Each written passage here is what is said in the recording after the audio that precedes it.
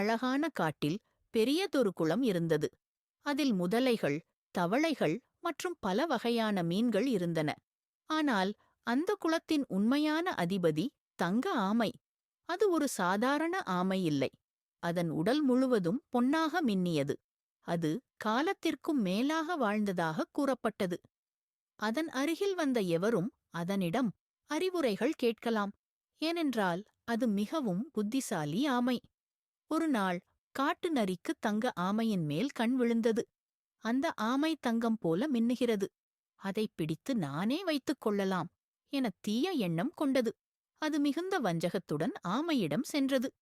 பெரியவரே, உங்களைப் போல புத்திசாலியானவரிடம் இருந்து நான் ஒரு அறிவுரை கேட்க விரும்புகிறேன் என்று கூறியது. தங்க ஆமை சிரித்தது. என்ன கேள், நரி. நரி சொல்லியது, உங்கள் உடல் ஏன் இப்படி பொன்னாக மின்னுகிறது? அது எப்படிச் சம்பவித்தது? தங்க ஆமை சிரித்தபடி, நீயும் நல்லவராக இருந்தால் நீயும் இவ்வாறே மின்னலாம். நரி அதிர்ச்சியடைந்தது. அதற்கு என்ன செய்ய வேண்டும்? தீய எண்ணங்களை விட்டுவிட்டு பிறர் நலனை நினைத்தால் போதும் என்றது ஆமை. நரிக்கு இது பிடிக்கவில்லை. ஒரு நாள் இரவு அது ஆமையை தன் தந்திரத்தால் பிடிக்க முயன்றது.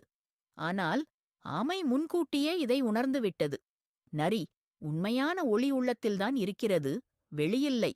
உன் ஆசை உன்னை அழிவுக்கு இட்டுச் செல்கிறது என்று சொல்லிக்கொண்டு ஆமை நீரில் மறைந்துவிட்டது. நரிக்கு ஆமை கிடைக்கவில்லை. அதனால் வெறுமனே அதைப் பிடிக்க அலைய வேண்டியதாயிற்று. ஆனால் அதற்காக அந்த குளத்தில் இருந்த எல்லா விலங்குகளும் ஒன்று சேர்ந்து நரியை அங்கேயிருந்து விரட்டின. அந்த நாளில் இருந்து தங்க ஆமை இன்னும் நீரில் வாழ்ந்து கொண்டே நல்லவர்களாக இருப்பவர்களுக்கு மட்டுமே தோன்றியது. கற்றல்: தீய எண்ணங்கள் அழிவைத் தரும், நல்ல எண்ணங்கள் நன்மையை உருவாக்கும்.